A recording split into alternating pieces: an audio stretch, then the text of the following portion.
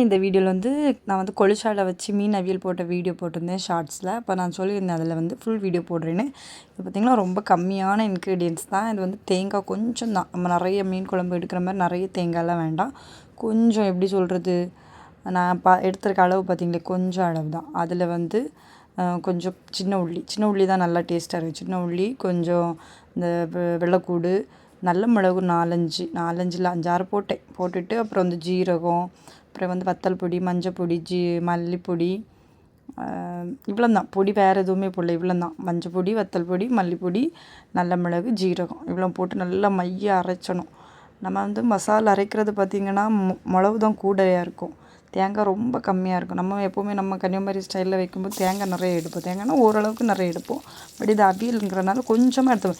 இதை விட கம்மியாக தேங்காய் எடுத்தாலும் சூப்பராக தான் இருக்குது. நான் இவ்வளோ தேங்காய் இருந்ததுனால தான் அவ்வளோத்தையும் எடுத்துட்டேன். அப்புறம் வந்து ஒரு சட்டியில் கொஞ்சம் எண்ணெயும் கடுகும் போட்டு சின்ன உள்ளி தான் மறுபடி எடுத்து, சின்ன உள்ளி கம்மியாக இருந்தனால தான் இவ்வளோ உள்ளி போட்டேன். ஏன்னா கொஞ்சம் கூட போட்டுப்பேன். 2 வெந்தயமும் போட்டு, கருவேப்பிலை, அப்புறம் ஒரு பச்சை மிளகு, தக்காளியும் போட்டு லைட்டாக வதக்கிட்டு, நம்ம ஆல்ரெடி அரைச்சி வச்சுருந்தோம்ல அந்த கொஞ்சம் தேங்காய் போட்டு கொஞ்சம் மசாலா போட்டோம், அதையும் வச்சுட்டு அப்படியே புளித்தண்ணியும் கரைச்சி ஊற்றும்போது அது கொஞ்சம் கொதிக்கணும். சைடெல்லாம் உப்பும் போட்டு வச்சுட்டேன். அது கொஞ்சம் கொதிக்கும் போது நம்ம ஆல்ரெடி மீன் வந்து வெட்டி வச்சுருப்போம் பார்த்திங்களா. எந்த மீன்லேயுமே அவியல் செய்யலாம். ஆனால் சின்ன சின்ன பொடி மீனில் செய்யும்போது அது ரொம்ப டேஸ்ட்டாக இருக்கும். எனக்கு ரொம்ப பிடிக்கும். எங்கள் மாமியார் வீட்டில் தான் நான் இது வந்து உண்மையாகவே வீட்டில் எங்கள் அம்மா வைப்பாங்க. அது மீன் குழம்பு மாதிரி தான் எனக்கு தெரியும். ஆனால் இது வந்து கொஞ்சம் வித்தியாசமான டேஸ்ட்டாகவே இருக்குது. ஆனால் தேங்காய் ரொம்ப எடுக்க மாட்டோம். புளிமிளகு கறின்னு சொல்ல முடியாது. ஏன்னா தேங்காய் இதில் எடுப்போம், ஆனால் கம்மியாக எடுப்போம், நல்லா காரமாக எடுப்போம்.